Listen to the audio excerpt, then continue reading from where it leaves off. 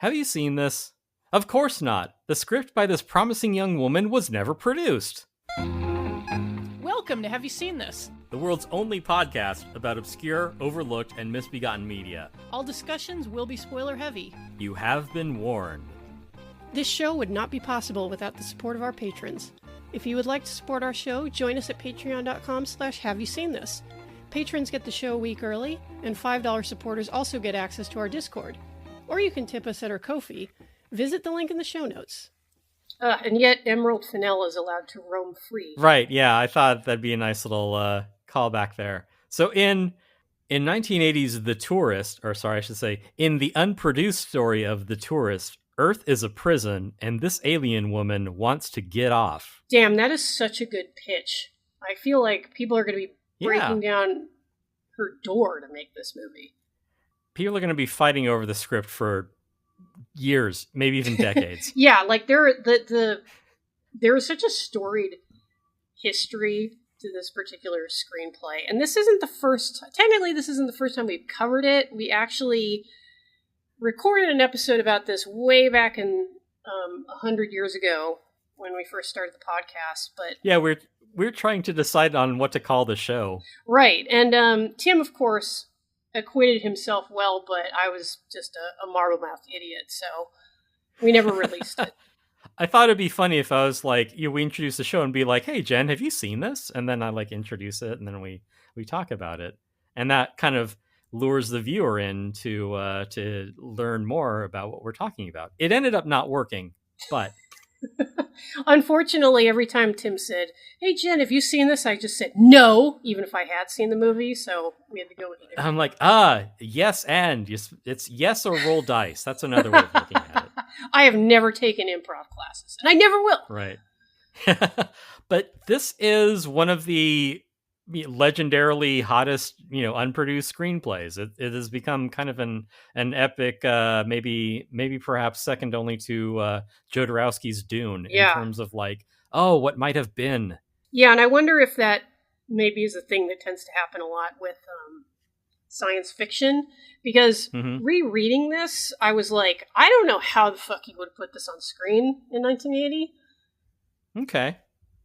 But I'm not saying it couldn't be done. I'm sure that it would have changed and evolved, and a lot of ingenuity would have brought something. Yeah. Some incredibly strong visuals to the screen, but it seemed like a tough nut in that respect. Well, the closest that it would have been compared to is probably the Man Who Fell to Earth. Yeah. I guess a lady man who fell to Earth. Yeah, the whatever you call one of those, the woman who fell to Earth, I guess. Yeah. Yeah, like those weird alien creatures, women. Yeah, I know, with their sacks of fat and their inverted genitalia, very, very disturbing to behold. That shrill squealing noise they make when you touch them. Right, yes. Their that secret pouch. I keep candy in there. I'm like a quokka with a bunch of Tim Tams. Oh man, living the life. They get a little melty, but yeah. Well, so I go to the gynecologist a lot, but yeah. Well, this got misogynist really quick, which is pertinent. Yes, that's the thing, is there are so many great ideas in the screenplay, and it is so exciting and gripping to read that, like, I honestly get a little mad every time I read it, because I've read it a few times, because I'm like, I want to watch this so bad. Yeah. And partly what makes it so alien, and me speaking of the sort of latent misogyny in our humor being pertinent to this particular script, there are a lot of uncomfortable things in this script, not least of all its approach to sex. But the most uncomfortable thing about this script is how very much it is written from a woman's perspective. Like, yeah. A female person, woman type human being wrote this, and as you're reading it, you're like, I am experiencing the world through her eyes, and I do not like what I see. And the thing is that it isn't even one of those like Smurfs kind of situations where it's like a ton of guys and like one girl. Mm-hmm. This script is positively bursting with interesting female characters.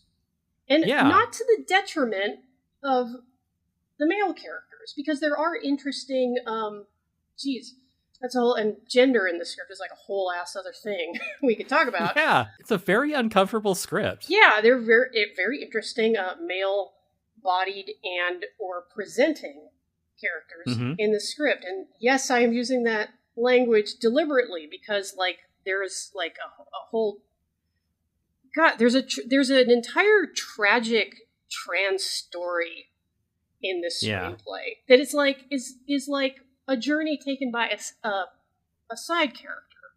It's really something, and people did at the time recognize this for what it was, which was a damn good screenplay of like a quality that is not commonly seen.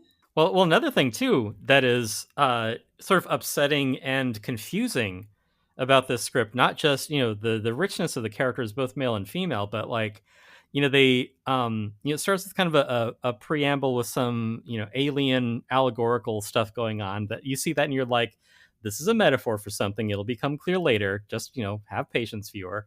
But then you meet Grace, who's the protagonist. But then you meet two other characters who are also women. That's insane. Like that. Yeah, that you can't that do really that. threw me. I know, especially because they also have their own inner lives, which I don't think you can put that in a script. I mean, just because I haven't seen it.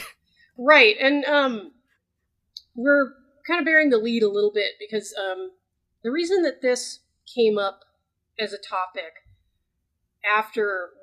years after we had already taken a crack at it, I feel now we can do a proper episode on it because I've learned how to speak and express myself.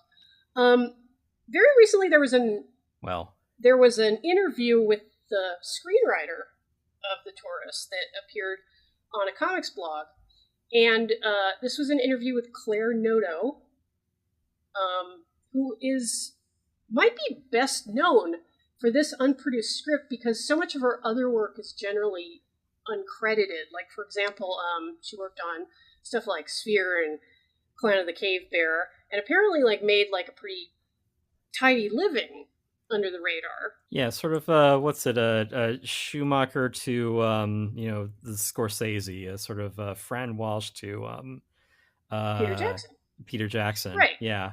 And in fact, this interview, because it wasn't a comics blog, it was in large part about her not getting proper credit for all of the issues of Red Sonja that she wrote back in the day. Yeah. And I'm not a comics person. I'll link the article because it is worth a read. I can't speak to the labyrinthine story of like what went on at Marvel. Ironically, the editing on that interview needs a lot of work. Well, and I think when the sort of common thread throughout the interview is that there are editors who kind of were putting their fingerprints all over her work and taking credit for it. Right. Again, it's Clair Noto, as with her screenplay for The Tourist, went her work previously with Red Sonja, where it's like, I can give you like a meaningful, nuanced, interesting character that people want to read about. Like, I can write that. Mm-hmm. I can give you another great new character. I can give you another Howard the Duck, which is a contemporary they mention in the article. Mm-hmm. But pretty much her editors are like, we kind of just want the chainmail bikini. Right. Like, this is the level that we're working at, Claire. Like, you don't need to, like, maybe Red Sonja has some like past that motivates her to do the things she does. Who cares? Like, we're getting into the weeds with what a woman's internal life is like. That's not what this comic book about a hot chick with a sword, is about. Yeah. So, Claire Noto is kind of being like, well, I can produce art for you, but I guess it's kind of pearls before swine. Yeah, you can lead a horse to water, but yeah. I was amused by Wendy Peeney of ElfQuest kind of catching some strays in an interview for like her pretty well known like Red Sonja cosplay. Right. I mean, she looks great. You got it, flaunt it. Right. But yeah. I kind of also see why Claire Noto would feel that this was emphasizing aspects of the character that she didn't feel were the most important things about her. Yeah. And I think that, I know Gail Simone has had a run recently on Red Sonja that was well received. There's a Red Sonja movie coming out. Like, I looked at the trailer and I was like, okay, it appears to be a feature. I think that what Claire Noto was, like, the pure alienness of Claire's message was that that readers might be interested in a woman beyond whether or not she was pretty. Right. So, I don't. Maybe it was her first day working in the comics industry. oh, little girl, you don't know how these things go, do you? Yeah, exactly. And it's unfortunate because, like, her comic credits are as sparse as her movie credits. I think she genuinely does have a lot more movie work that just is not credited because, she's working as a script doctor or whatever. In an earlier time, this might have been like someone's brilliant sister who never, like, went to college. Yeah, like Mozart's sister, who is also, like, incredibly talented, but yeah, perfect. She got married because that's what you did. So she did achieve great success in her gender. Yeah, within her admitted limitations. Right. Yeah. And this in case our sarcasm isn't putting it across, this is like oh, is it? This is like this screenplay is an incredible feminist text. It is, yeah. Like, it made me, like, very uncomfortable. Like, yeah, like, and that's why I feel exhilarated reading it because I was like, holy shit, this doesn't pull any fucking punches, does it? Right, yeah, like, overt and subtext. Like, this is a woman writing about a story from a woman's perspective. Yeah, and there are definitely a lot of other, like, psychosexual things that you can pull out of it. Mm-hmm. Maybe they're things that, Claire brought to the script herself, or maybe they're just things that are fitting of the character, or, thematically, adding to the texture of the movie. But yeah, there's way more going on here than it's like, we just wanted a sexy sci-fi movie about a chick who gets it on. Like, she was basically, like, if this movie got produced, it would have been Species, which in the interview she mentions, like, the tourist isn't getting made because, the bones have been picked clean. Like, any idea that's in this has wound up in another sci-fi movie in one form or another. And, like, I feel like the tourist is to Species what, Claire Noto was trying to do for Red Sonja versus what actually was produced. Yeah. And on the kind of the flip side of that, like, you might have heard me say that season 1 of The Terror is like the horror version of Master and Commander. Yeah. So The Tourist is the horror version of Earth Girls Are Easy. Oh, God. Oh, no. Oh, God. Oh, man. No, yeah. That would be a great double feature. Yeah. So, like, you go, girl, and you don't come anywhere near me, girl. Yeah, and what better setting for a story like this than New York City, especially like the New York City of 1980, because just seedy as hell. Yeah, and I like New York. I like visiting it. It is it's a lot. Like, it is a very overwhelming place, and if you put yourself in the mindset of someone on the streets of New York in the early 80s, and as a female presenting person in this city into which, like, forget the melting pot, like, the thing that you figure out reading this as you go along is that, oh, this is the dumping ground for interstellar criminals as well. Like, that is a hostile ass environment. Right. Yeah, just be like, oh, send him to Earth. That place sucks. Yeah. I love the when we're first introduced to our main character, Grace, when a guy, like, in the garment district, like, tries to feel her up, and she just turns around and takes off her sunglasses, and we don't see her eyes, but he's like, what the fuck? Yeah, she flashes him a look that we don't see, and and scares the guy off. What you're saying too earlier about New York in the 80s, I think that the a really easy impetus for the screenplay is to just walk around New York for a week and just have like some notion of like whether you go into a into like a bodega, or you go into like some like after hours club, or Mhm. whether you just see someone on the street and you're like, is everyone here an alien? Like, what is Yeah. going on? Like, Yeah. there's so many like different cultures just like mashed up on top of each other that it sounds just impossible to like navigate or even understand. But like, even that, just if you're like in some corner shop and you're like, what the fuck is going on behind that door? Like in the part that like the customers don't go to, like what is going on there? And the movie like really explores that in a compelling sci-fi way. Yeah. It's like you don't know how weird New York is. And there's a wonderful moment like later on the screenplay when a man that Grace has been having a flirtation with tells her Yeah. like, hey, like, you know, on the spectrum of crazy, like you don't even rate, like, Yeah, you don't register. yeah. Yeah, it's like, honey, I've seen so much weirder things. Yeah. And I was like, oh, it's Tim. Right, yeah. Never made it with a Martian. God, that guy had so much game. Yeah, that deserves is the first victim from Cruising. Also, if you want to get a sense of what, 80s New York is like. Back when male friendships were much more open and That was when the supportive. meatpacking district had actual meat in it, Yes. if you know what I mean. Plenty of meat, yeah. Yeah, and this story is also like a really great tour of New York too, because she's very specific about locations, and I found myself like Yeah. looking stuff up as I was reading. Like, Yeah, it's a great shorthand rather than being like a rundown neighborhood. Just like, oh, this is 59th and 5th, and you're like, oh. yeah, like, Or oh, this something like that. this place where aliens secretly congregate, it's like directly behind the tombs. Yeah. Like, oh yeah, great neighborhood. Right, yeah. Someone who knows what's up. Yeah. But overall, like the theme of this movie is not too hard to parse. Like the subtext is women be different from men. Men are from Mars, women are from Venus. I got a yum yum, you got a penis. Right, yeah. Oh, is that how the rest of that goes? Is that the third verse of the Star Spangled Banner? It's from Bob's Burgers.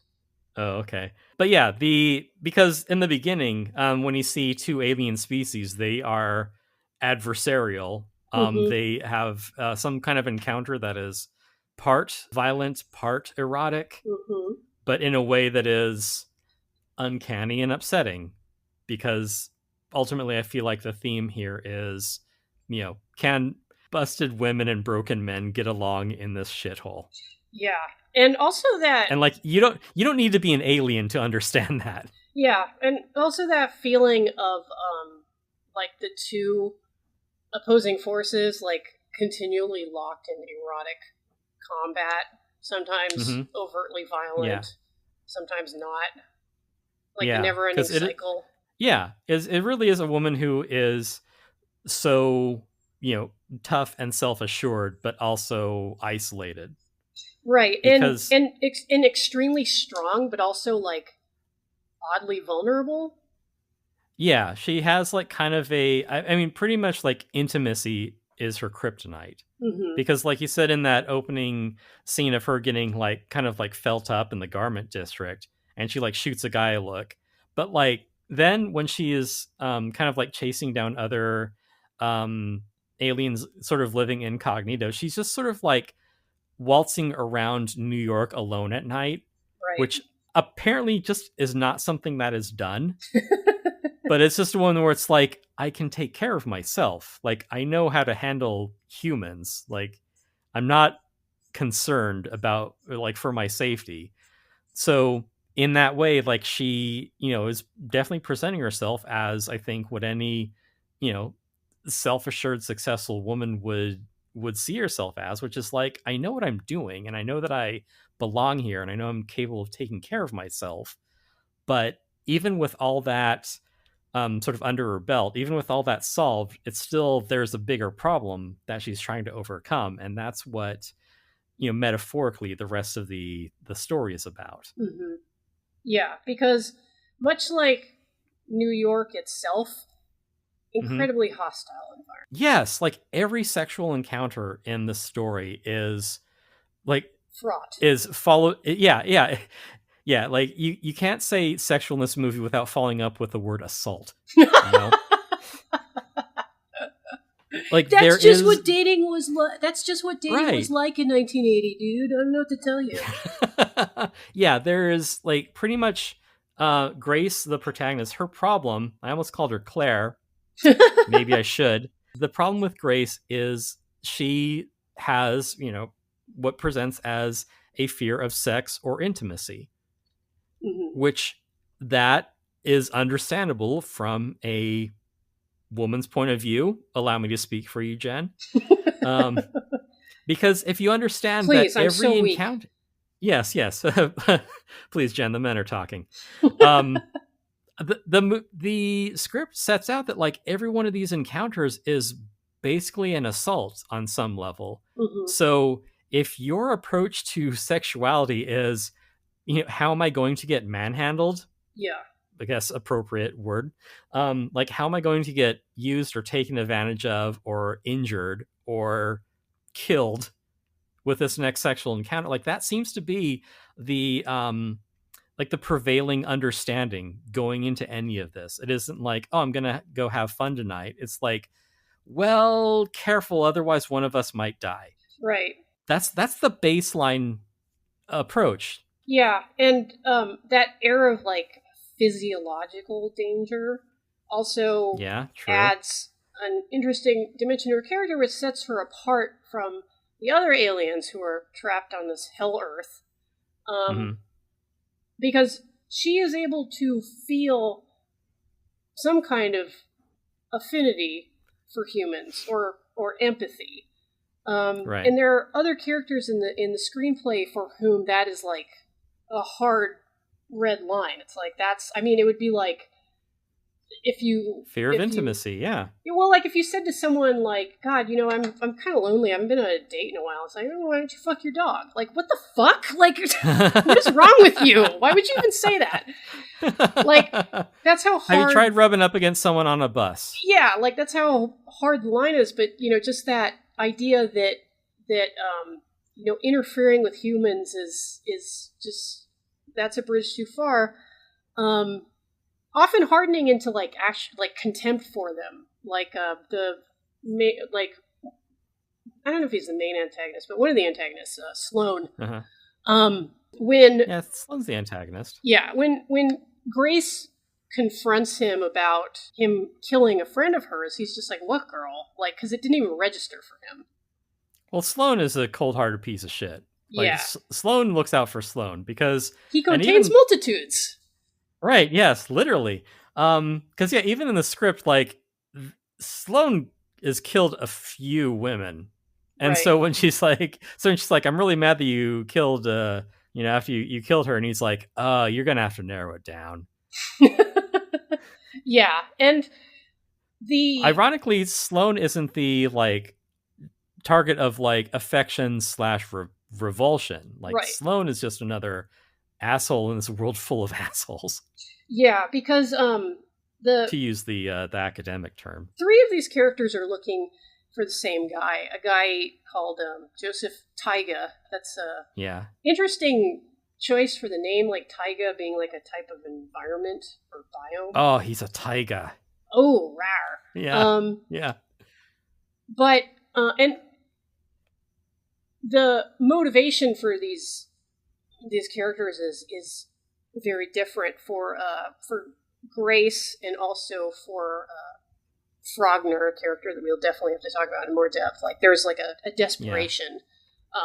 There's this absolute need to find this guy, and for Sloane, it's destructive. Right, because thematically, all the characters in this are sort of isolated, broken, and dying by degrees. Yeah, as are we all in this capitalist society. Yeah. But Grace is someone who, like, she has her shit together. Like, she's, motivated and competent. She's made a successful life for herself as a builder or an architect in this backwater mudball. And she has an assistant, and her assistant has a friend, which I'm amazed that they fleshed the assistant out that much. Yeah. She has a guy at work that she doesn't really want to be touched by. That can be. We can spend the rest of the hour dissecting that. Yeah. But yeah, she's got this guy Crosby who's like hitting on her, and he's always like, why are you so uptight? It's like, babe, Why don't we it's just go on a date? pre-AIDS. Why won't you fuck me? Right? Yeah, like I want to fuck you. Shouldn't that be enough? Right. Yeah, you're here to be fucked. Yep. And I can understand too that like, you don't have to be Grace to understand that maybe as a woman you're going to meet a guy like that every now and then. Every now To be and like, then. yeah, right, yeah. See, you can read the script and be like, I know. I mean, I just think of the pathology of Jimmy Stewart in Vertigo, where he's enforcing the makeover onto Kim Novak, just being like, it can't matter to you. Yeah. Buddy, this monomania thing is like, it's a little much. Like, yeah, I get that you're fixated on a thing, but it's like, look, it's only your own body. Yeah. And in fact, why are you so uptight? Yeah, and in fact, I think Clair Noto herself at one point evoked Kim Novak in Vertigo as sort of like a model for Grace's character. Ooh, I can totally see that. Yeah, quite a few actresses were considered while this was in quote-unquote development. Hannah Scheigele was one. Kim German Basinger, actress. Kathleen Turner. And personal favorite of mine, Teresa Russell. Yeah. She would be like, God, that makes me even more mad that I can't watch this movie starring Teresa Russell. Yeah. I mean, I guess on the plus side, like, the movie will always exist as the potentially best alienating sci-fi movie that's ever not been made. Yeah, because, like, the flip side is that they could have just made, like, total hash out of it. And right, yeah, you could have had like a Star Trek Generations or something. Ugh. Yeah. See? Well, oh God. Like finally, Next Gen is getting a movie, and you're like, oh no. Yeah. We have Master and Commander at home. Now, the development of this was, it's incredibly complex, protracted, but simply put, it started at Universal. Ran into problems there because they couldn't figure out what to do with it.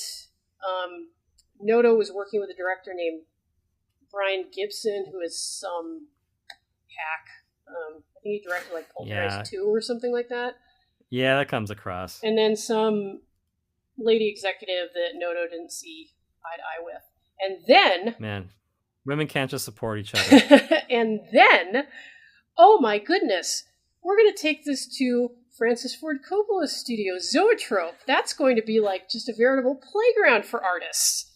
Yeah, it's the production studio for directors. It's a director's director, right? And can you imagine, like, going to work and you're, like, in the same building as, like, fucking David Lynch, Michael Powell, Jean-Luc Godard?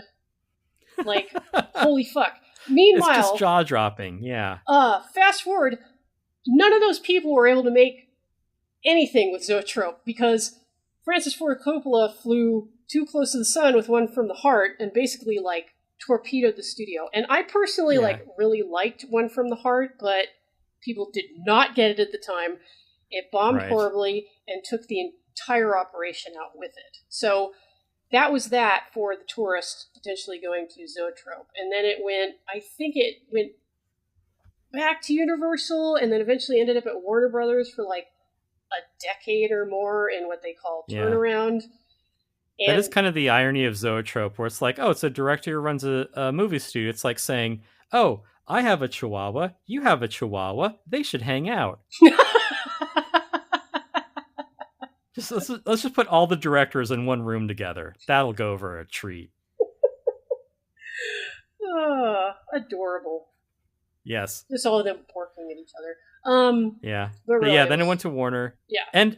And no, not for nothing, some work did get done on it, because if you want to have a movie about sexy but also uncanny aliens, why not get some concept art from H.R. Giger? Yeah, he's fun. Yeah, and he nails it too. I don't know, why they went to him to sort of visualize a movie about, being trapped in a ruined, decrepit body, but he also is good at his sexy, threatening women. Again, and he did the concept art for Species. Like, Species is the lobotomized tourist. That's a really good point. And Giger's art certainly has that Giger quality that makes you go, oh, that's fucking awesome. Ugh. Yeah. Like, I would absolutely hate to live here, but I'm glad you showed me it. Yeah. And I think his concept's mostly focused on the part of the part of the screenplay that takes place in the corridor, which is where quite a few aliens have kind of given up and are... Yeah, it's sort of a flop house. Yeah, are living in seclusion. And also there's like a place where you can basically like get your nut off in different booths, which is like this whole sequence. And the thing about the screenplay, and it feels bad to say it, but you can kind of see why, in one respect, it never got made. It is more reflective of the type of movie that was getting made in the 70s. We were right on the cusp of the 80s. And, no disrespect to stuff like Indiana Jones or Ghostbusters. Like, I like those movies, but you have to admit... It was a different vibe. That's a very different vibe. And this movie feels almost... And I feel corny saying this, but it feels almost European and like how like elliptical and weird and sexual it is. Yeah, no, that's a good way of putting it. Like, the closest movie that I could compare this to that I've actually seen is a German movie from the 80s about some artists who take performance art a little too far, called The Loft. It's not great, but I can see what they were getting at. But yes, very European. Didn't we watch that on B-Movie TV one time? Yep. Yeah, that was like that's a weird one because, again, like Tim said, it's not good, but I found that I couldn't look away. Yeah, it is trying to say something, right? For better or worse. Bless them, they tried. Right. Yeah. But this story has like so much to say, and yeah. Again, like I'm not super familiar with the work of this Brian Gibson guy. I wouldn't have had much confidence in him being able to put this across on screen. At some point, Frank Rodham, who had directed Quadrophenia, came on board. And, he's European, he's from the UK, and he seemed to have like a little bit more on the ball about when it comes to what the screenplay required.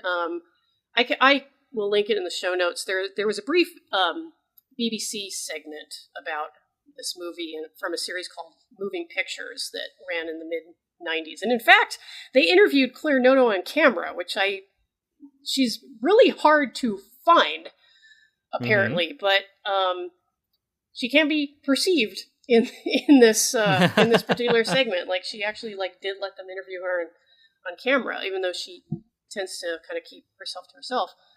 Just don't try to touch her. No, she will snap your wrist. Right, yeah, she'll pull down her sunglasses and make you run scared. Wind you into some kind of cocoon, and the next thing you know, you're kissing pavement. But right. Man, living the dream, huh? And in this program, they also talked to Frank Rodham, and I'm like, I would trust this guy with the screenplay. Like, he could definitely done something with it. Like, or hell, like a Ken Russell or somebody like that. Like, but so as to not bury the lead, though, you can, and I think you read the same things I did, but twice the movie got basically put in turnaround. Scooped. Well, yeah, it got put in turnaround, but when they were trying to develop it one time about the idea of a lonely alien trapped on Earth, like he said, the vibes were wrong. They're 70s vibes, but it was the 80s. And we did have a movie about a lonely alien stuck on Earth. It was called E.T. Little bit different. Oh, yeah. And, in this case, I'm going to hold myself back. Right, because yeah, I understand. Not a fan. it would be, I'll just say it would be straight up unfair for me to say, like, fuck ET for The Tourist not getting made. Right. Like, I understand that, well, it was like I said earlier, the 80s were a very different time. Cinematically, E.T. is a fine film of its own. Just because it's not my cup of tea doesn't mean it isn't fucking valid and all that shit. Right, yeah. Well, I mean, I don't think anyone's going to be like, no, I think Jen is right. It's the entirety of the movie-going public that's wrong. Right. Well, okay. I understand. I'm wrong a lot, okay, maybe. so, Yeah. Well, okay, maybe vibes are bad on the early 80s. Okay, E.T. kind of scuppered The Tourist. We'll put it in turnaround. We'll take it to Warner. We'll leave it there for a year. We'll have people work on this movie about, with like all the weird aliens who are like hiding on Earth, and it's, they're really relatable, but also kind of like, strange and alien, and we're trying to understand their world. Let's submit a new draft of the screenplay. Oh, hang out. Men in Black just came out. Right. Okay, I guess we aren't making The Tourist in the 90s either. Yeah, and honestly, like, I was thinking about it, and I'm kind of glad about that, because I was like, man, this would have sucked if it came out in the 90s. That just is something I feel in my bones. That's true, yeah. The 90s was not a good time for this sort of movie, I guess. No, and, Men in Black is fucking great. Like, right, yeah. I love Men in Black. Like, E.T., extremely heartwarming film that makes people feel good. This is not a feel-good story. It doesn't conclude with our heroine achieving her goal. She's going to press on, but... Yeah, it's the kind of movie we like, where where everything sucks and you fail. Right, yeah, because... No, like, the structure of the movie does fit a theme, because what is the movie if not, you are isolated and alone in a hostile world, you're searching for a way out without a map or a plan. You have a lot of, the character Grace, she experiences a lot of false starts. I know where this is going. A lot of dead ends. While navigating dangerous social encounters. This is also called dating. Right. Oh, I thought you were going to say Traveler. No. Well. I mean, come on. Allow me. I don't think that's what Clair Noto's. If I'd asked her to sum it up in one word, it wouldn't be Traveler. Well, I know, but I don't know. Maybe she tried tabletop gaming. I don't see a lot of that in there. This is less hard sci-fi, I feel. But yeah. So yeah, you can make a point about that in Traveler. But yeah, like, I also like thematically, this works as a metaphor for a single woman in New York. I mean, if we want to talk about lobotomized versions of this, you can just be just look at Sex and the City. Yeah, which is weird because those are 4 alien-looking grotesque figures, so it almost works. Well, I like Cynthia Nixon because she's a comrade. Oh, okay. Well, yeah. Good for her. You remember when she ran for mayor of New York? No, I don't. Or no, not mayor. Governor. Oh, comptroller. Tim, don't you realize that New York City is literally the center of the earth? Good for it. We mere Angelinos cannot begin to comprehend the importance. Maybe perhaps someday someone will mention the city of New York in media. If I see another one of those fucking and just like that ads, Max, yeah. I'm gonna scream. Like at this point, it seems like a parody of a parody. Like, there's that bit where Sarah Jessica Parker is like, "Well, my downstairs neighbors told me to take off my shoes," and then, like, the whole restaurant's using gas and drop their forks or whatever. I'm like, this is a joke. Well, yeah, because it sets up a horrible pun. A woman's right to shoes. Shoes, yeah. It's a show written about women for women who hate women. I think it's a show written by gay men Yeah, other true. gay Right. men. I don't know anything about it, so I should maybe just not talk out of turn. I will, however, continue to speak for women's experience dating, if you'll Well, lay it allow. on me. No, just because the script feels, very much from, very nakedly from a woman's perspective, writing about her own experiences. Where, say that you're I don't know, maybe someone who doesn't like getting their photo taken. A sort of reclusive person, but regardless, you're in this environment where strangers are always hitting on you or trying to get something from you. So imagine that instead you were a very powerful, self-possessed, no nonsense kind of woman who was after the kind of man who can lift her out of this hellhole that she's in. That's why she's looking for this Taiga guy, where it's like Yeah. maybe he's the one who can set things right, who can get me out of this nightmare prison of dating. I mean, New York. I mean, of being an alien. Ooh, but what if your ultimate prize was literally your worst enemy? Oh, so like men and women. Mm-hmm. Yeah, you can see like it's a very, I don't know, cynical isn't even the right word. It's just a very poisoned sort of screenplay.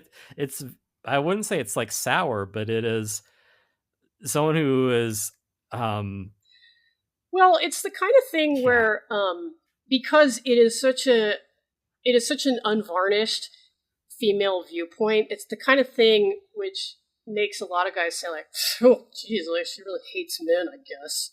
right, yeah. And it's like, no, you're not understanding what I'm saying.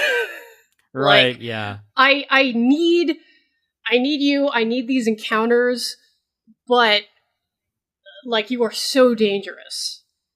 Yeah, and that's pretty much in the script from the get-go, which is saying like there's this something that I want to and need to do, but I don't but I'm not going to because it might kill both of us. Right. And that's a recurring theme, not just her, but with this Frogner character. Yeah, and oh my lord, like the tragic arc of Frogner, like Yeah. hit me like a freight train on rereading this. Yeah, because Frogner is another alien who kind of seeks out Grace, and then Grace then pursues him, knowing that he is basically another alien. Mm-hmm. And she's kind of in this shitty situation where it's like she's just kind of like toughing it out, head down, like going to work, like making a living for herself. Where it's like, yeah, I guess I'm stuck on Earth now. But then another alien shows up, and it's like maybe there's a way out of here. I hear Right. rumors that a guy knows how to leave. Maybe if I find some other aliens, they can help me find this guy. And that's why she is so relentless in pursuing Frogner, who has his own problems. Yeah, and for Grace, like the only thing stronger than her sex drive is her need to get the fuck off this planet. Right, yeah. To find a man. That's her goal in this, is to find a man. I mean, not to put too fine a point on it. Right. And Yeah. but like the reason that Frogner as a character is so interesting is that, like you can like read this as like a trans narrative, and like yes, from 1980 the language is dated. It might be upsetting to some people who read it, but I also feel like it would also like resound with quite a few people as well, because not only is the entire story about basically being a freak among freaks, like it's also like shot through with like this kind of like this body horror and like yearning and all those other like emotions that tend to go along with being trans. Yeah, because Frogner's gender is sort of reactive. Mm-hmm. Because we've made a lot of hay about Grace kind of getting a lot of unwelcome attention. Mm-hmm. But in this, it's heavily implied that Frogner is sexually assaulted by a woman. Yeah. That scene's hella upsetting. Yeah, and he's like really I guess like scared by it because he understands that like his sexuality then causes changes in him, like in his physiology if like someone I guess like mates with him. So he's basically raped by an exhibitionist. Mm-hmm. Like a woman corners him and he's like, here we go again. Yeah. And that turns him into a woman, which they don't like they don't get into it, but it's sort of like, I have alien physiology. It's complicated. It's pretty much what the script tells you. Yeah, he explains that he's Because, dual, and yeah, like I don't think his physiology is really geared towards this planet. It's like incredibly slippery, and um, yeah, the because it would be like just trying to, I guess, like code switch between like, oh, I'm masculine, now I'm feminine, now I'm masculine. It's like, sorry, what am I supposed to be to you right yeah, now? and also like the um, like, and again, like it is somewhat dated, and I would imagine that maybe the trans narrative wasn't really like intended, at least not the way that we frame like the trans experience today, but Mm-hmm. as like depictions of dysphoria, Mm-hmm. like those scenes are really powerful.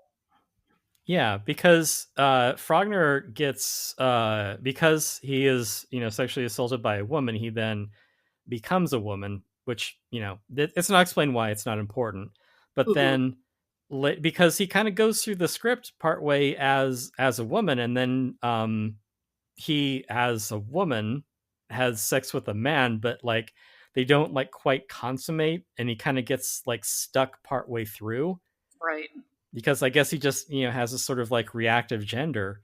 But then yeah, because he's like, well, I'm kind of not one or the other, and he needs Grace to kind of I guess help him finish to get back Yeah. to being male. Yeah. And a lot of But she's also like, well, careful now because my sexuality is like just is playing with fire because she helps him, but it's also like we can't keep doing this because again, like one of us might get killed. yeah. Like it's just super serious with her, whereas Frogner, it's like I can't keep switching back and forth. This is killing me. Yeah. So they're just both in bad environments. They're unable to find like the right other being to connect with. Mm-hmm. Mm-hmm. And that's why they're kind of bouncing back and forth and doing things that they find really risky to like their own sense of self preservation. Yeah. So It's a very so horny movie. yeah, it's a very sex negative horny movie. Yeah, in that way that like I like because and people are like I understand why people are down on like sex negativity because I feel like it can be like a dead end, just like sex positivity. Right? Yeah. But I do like it in that kind of like Lars von Trier way of like this is just how the world is. Like I don't know what else to tell you. Right. Yeah. Just really just ugly and repulsive. Yeah, like the world is a pretty fucked up and dark place. But and there are Right. but then there are the moments of like connection between beings in the screenplay which are very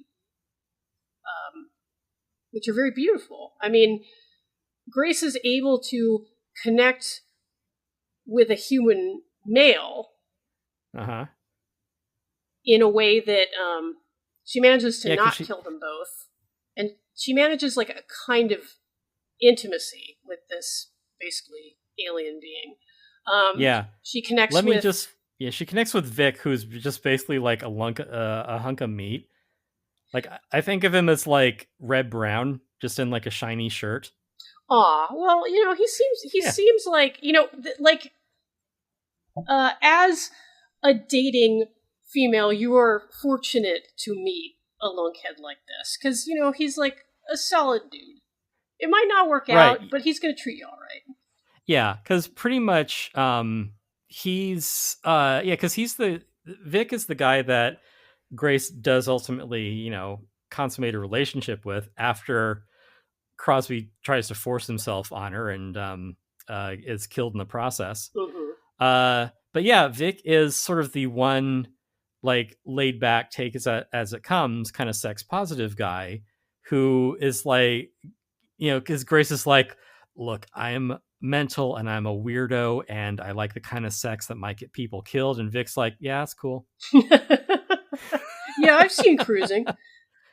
Right. Yeah. Vic is like completely unperturbed by anything, where it's just like, look, we have sex, like we need to wash ourselves off right afterwards. Otherwise you'll get cocooned and die. And Vic's like, yeah, I've been with chicks like that before.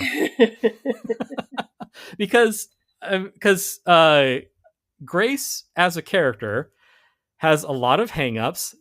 She has sensory issues. She has issues with her body. Maybe she has problems around like fluids. But Vic, I bet she's a neurotypical picky Vic, eater too. yeah, doesn't like certain kinds of sounds. Has an outfit that she prefers to wear. But neurotypical Vic just rolls with it. Yeah. Like he's a himbo and he's DTF. Yeah. Which Grace is just like, what? You mean we can have uncomplicated sex? Mm-hmm. Vic's like, yeah, sure. Yeah. Yeah, and I think it's interesting too that what she does with Vic, because like they go out dancing and he, tries to like lead her out to the dance floor and she's like, don't touch me. Right. But she does do that thing where she kind of like whispers something to him and he's like, oh my God, I feel like I just fell in love with you. Like whatever she says to him. So Clair Noto, the woman who makes a career as a writer, who is very sexually frustrated and repressed in this character, uses her words to turn someone on. Mm-hmm. I just think that's interesting. You see, because men are visual and women are more into like the verbal expression of. Nah, I don't believe that. Yeah. A writer wrote someone who's like, I can get people off with my words because I'm a horny, repressed bitch. Completely speculating, but I mean, if I was going to write a screenplay, it would be so freaky. Yeah. So yeah, she does actually have, uncomplicated sex with Vic. But this is after like every scene previously being some kind of sexual assault. Right. And I do want to mention, Frogner's sort of dual identity, because we meet Frogner later after he's assaulted and he comes back as Jane. Yeah. And this is when Grace gets into the like, in the like secret club behind like the coroner's office or whatever, Right. the thing that Sloan has set up, where it's like all these booths of just like, it's Studio 54 or whatever, but it's for alien. It's the alien sex club where. But Donald Trump isn't there, thank God. Oh no! It's strictly for weirdos only. Yeah. Not like predators. Actually, I mean, he would. No, I'm wrong. He would be completely at home there, because because Jane says as much, where it's like some people there haven't learned their manners after she kills an alien for like Right. assaulting Grace. Like he's absolutely the kind of slime that would be there. Yeah. And again, then, yeah. Yeah, but like some of the other things that are just about the like, attraction and repulsion that is, at the heart of this movie's sexuality. They should have had a French movie with a similar title. I don't know. But Directed by a rapist, perhaps? Maybe. I don't know. But yeah, the part of the way that the tourist does not like E.T. is because, and this is something that, Noto had talked about, and, like they got Giger to do all these alien designs, and she's like, I want to have, a team of different people, and everyone designs an alien, and like no one is on the same page, so like none of it even matches. So it's like, that is real goddamn alien, where it's like we can't even have like a shared visual language. Right. But that's only part of it, because it isn't just we want to have like really alien looking aliens.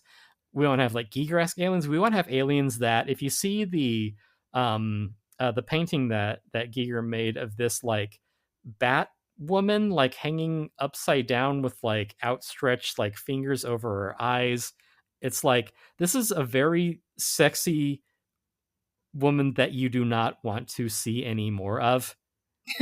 Like Like these are aliens that, like, you aren't getting like your cliche like tentacle or like a crab claw. It's like we're into like Lovecraftian horrors where it's like you do not want to see what is going on in these booths. I wanted to see titties, but not like this. Yeah, and I mean, like 3 titties I can stomach, but what you're showing me is just horrific. Rat titties. But yes, but what happens in this sex club is also, I think, instructive of the point of view. Because keep in mind, the theme of this has been unwanted sexual attention, where Grace, kind of like she's kind of poking her head in, almost like someone who maybe is there but isn't local. Mm-hmm. What is it? Like you are here but you don't live here. I don't know what you call that. So she's kind of lost in space. Yeah. Drift maybe, locationless. That's yeah, so she's kind of in the jar. Yeah, she's kind of quote unquote touring the different sexual practices going on in this club, where like aliens are like, hey, why don't you come make it with me in the sentient tablecloth or whatever. But she's like, no, thanks. And keep in mind, a lot of the script is like you're seeing it from the aliens' perspective, so it's like, who the hell is like inviting them into her booth? Buddy, you don't want to know. Yeah. But then she like, pauses for a moment and like, loses attention, and like this like trash bag like assaults her, where it is her, where like this bag of garbage, sack, if you will, with a tentacle, like kind of extends a tentacle up under her skirt, and she feels this immense pleasure until Jane comes by and severs the tentacle and stabs the sack. Yeah, because symbolism. I started thinking about Lorena Bobbitt for some reason. I don't know why you would think that, because it's just a movie, and movies don't mean anything. It's not that but you can definitely see, I don't know, this movie works on more than one level, which I find really upsetting.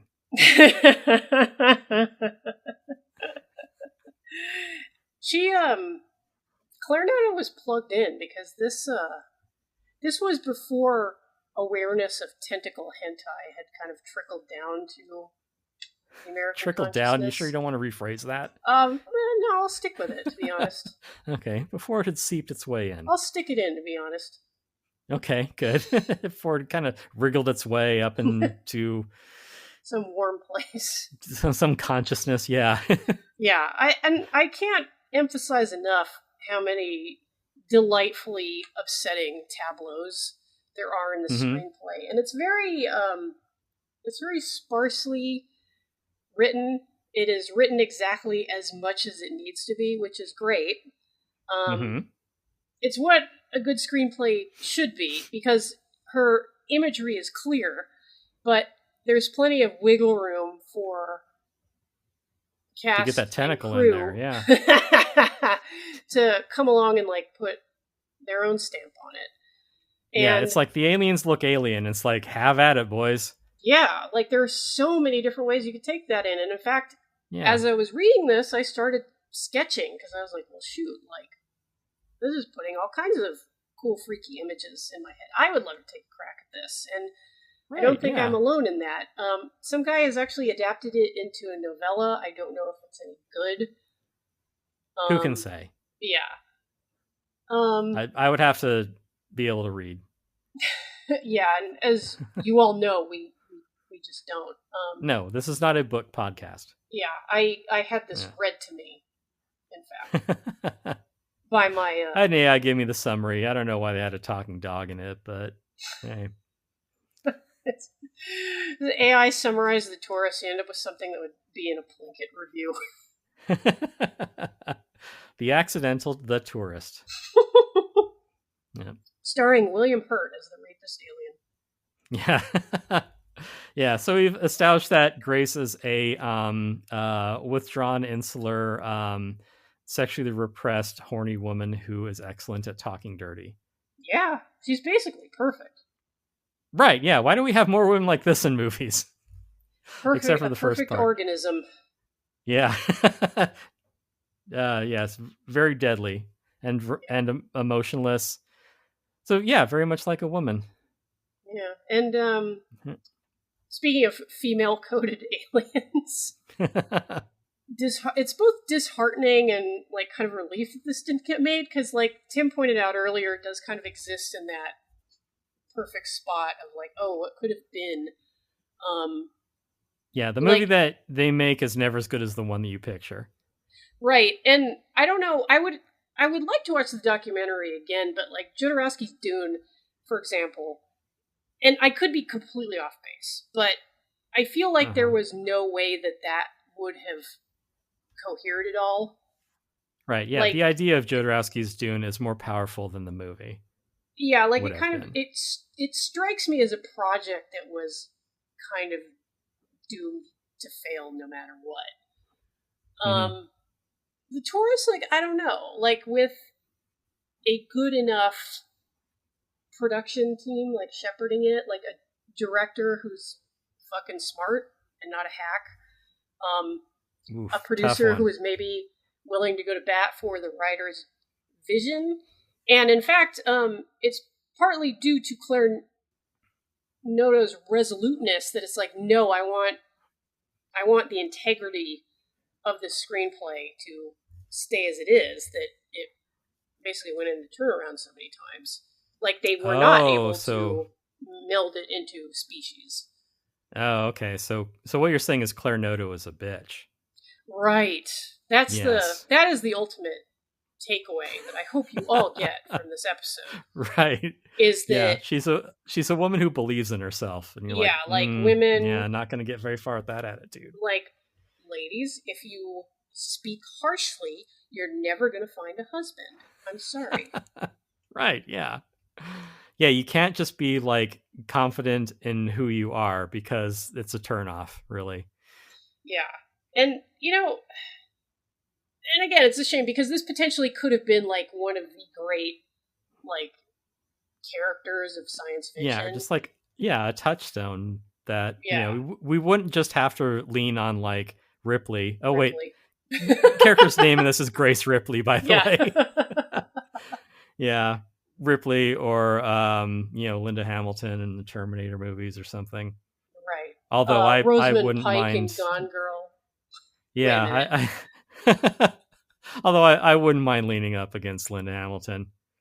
Although, I mean, careful what you wish for. I'll get my wrist broken. Right, yeah. Like, I saw her doing those pull-ups in T2. Right. Yeah. Damn. Definitely James Cameron's type. What were we talking about? He likes his women assertive, and, God bless him. Yeah, well, I mean, as a type A himself, what else would he want? Yeah, I'll say this. I would not want to see James Cameron's The Tourist. Oh, God, no. And I say that with love. He's completely ill-suited to it. Like, okay, like, Aliens is literally one of the best action films I have ever fucking seen. It is so good. And, I mean, it's got, like, strong female character, trademark, like, there's plenty of those to choose from. Even though Pharaoh's kind of a fuck up.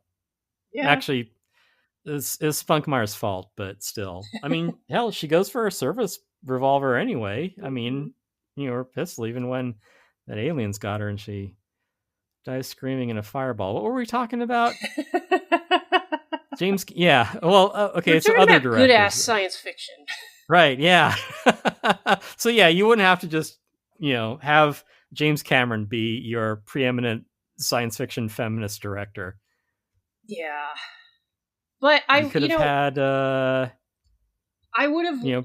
I would love like a Nicholas Roeg take on this. He probably wouldn't have done it because it would have been too similar to Man Who Fell to Earth, which he'd already done. Right.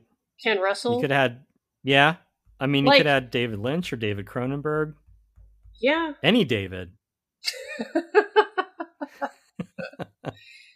David Hyde Pierce. David Duchovny. Well, he would definitely get the sex parts.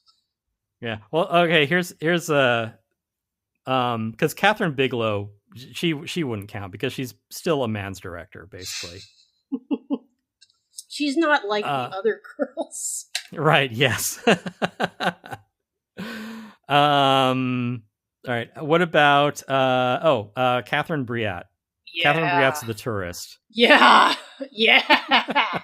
Oh yes. I feel like that would almost be too much of the tourist. It would be the kind of movie that you couldn't watch with a boyfriend because you'd definitely get into an argument afterward, which is fine.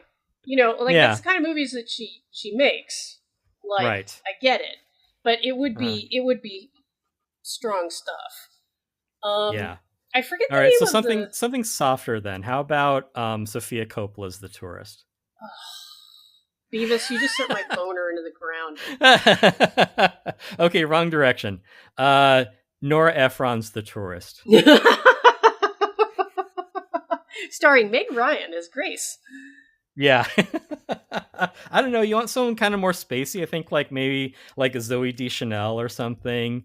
And like the male protagonist is like Liam Hemsworth. Can you imagine like The he can play Tourist, but Vic. with like an Instagram aesthetic? Revolting, Yes. sickening, warped. It would get that Sex in the City demographic. You know what? Just we'll just get Natasha Lyonne, and she'll just do the whole thing with AI. Easy peasy. Perfect. Great. Yeah. How about that guy who made Blonde? That's really piss everyone off. Well, those are all the women directors. Yeah, I literally can't think of any more. That's it. We're only allowed to have like, a few percent. As many as you can count on one hand. Yeah, like otherwise, like the balance is off, and people just feel weird about it, and it's not, it's not. Yeah, it would be weird if like every other character in a movie was a woman. It would be distracting. Yeah, like you ever see that movie, The Women? Terrifying. No, why would I? Exactly. Like I know it's not going to be important. It's going to be them talking about shoes and stuff. Tim's like, The Joan screenplay Crawford. does mention. Yeah, the screenplay does twice mention women's shoes. So again, a particular point of view.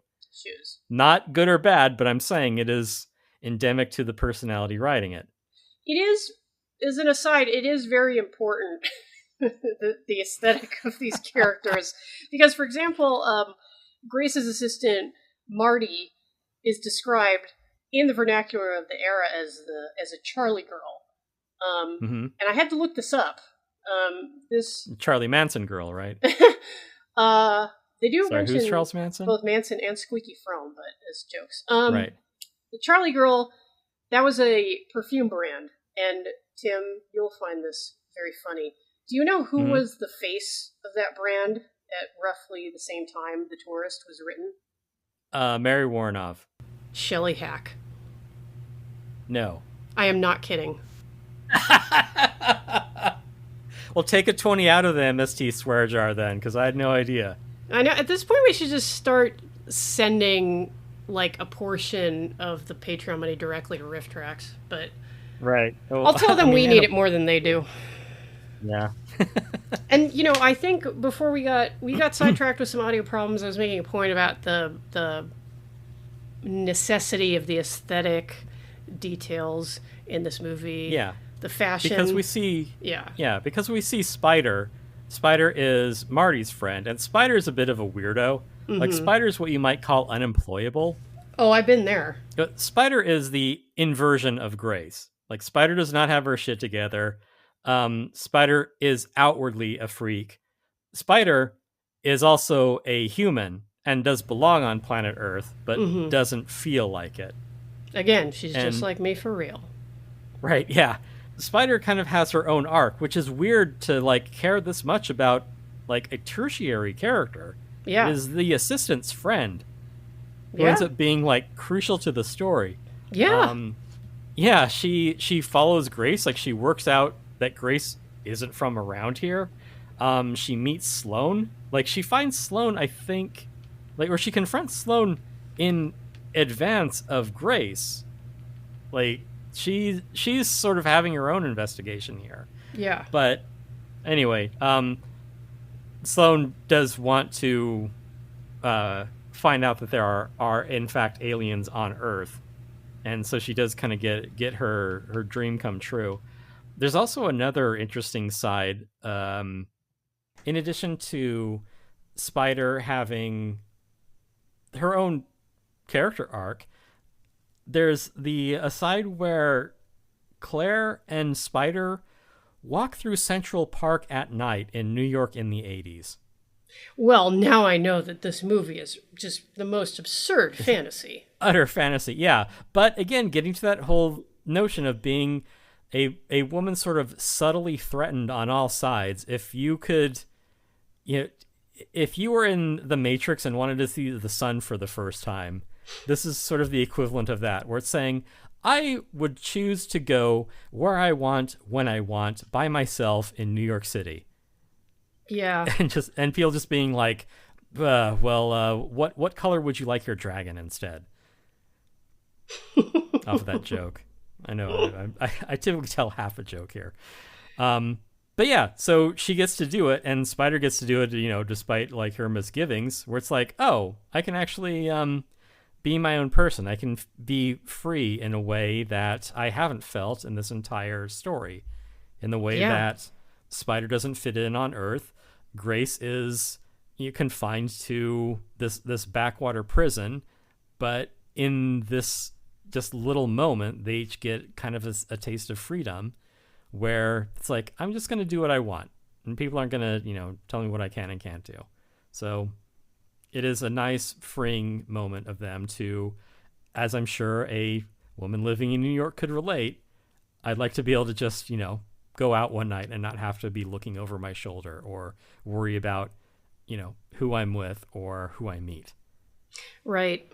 And this also has that thing, which is often, not always, but often lacking in screenplays written by male screenwriters of the time.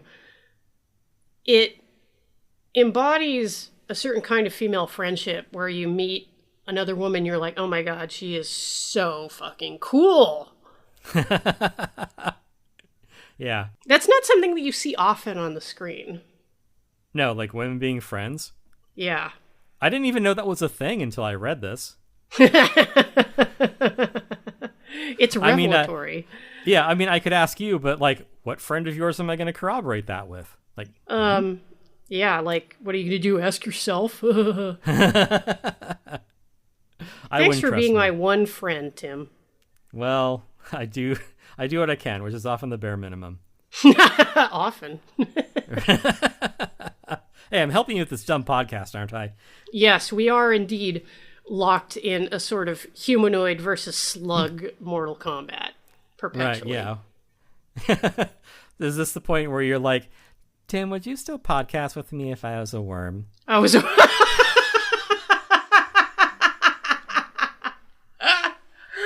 Oh, that's so good. Thank you for listening. If you enjoyed this episode, you can show your support by going to patreon.com/haveyouseenthis and make a pledge at the $2 or $5 tier. $5 a month gets the latest episode before everyone else, plus access to our Discord, where we're always arguing about movies. If you'd like to give us a tip, our Ko-Fi link is in the show notes. Auto-tune. Auto-tune. Oh, damn, it's T-Pain. Did it do it? The T is for Tim. It's Tim Payne.